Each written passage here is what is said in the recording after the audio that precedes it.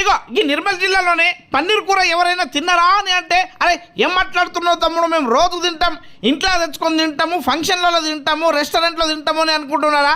కానీ మన CK catering and కుకింగ్లో చక్రు పటేల్ చేసినటువంటి పన్నీర్ కూర ఇప్పటిదాకా ఎవరు తినలేదేమో.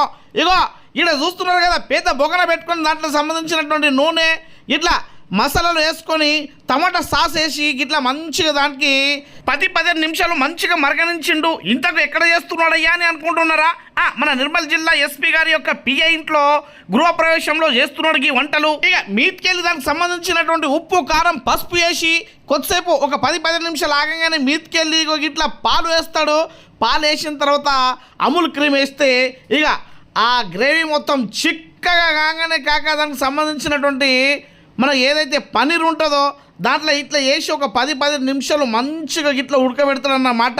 దేవతలందరూ అమృతం పంపించి ఇగో ఇది తిను అయ్యా అని అంటే ఎట్లా ఉంటుందో రుచి ఇగో గట్లా ఉంటుందన్నమాట మన చక్రు పటేల్ వేసినటువంటి పన్నీర్.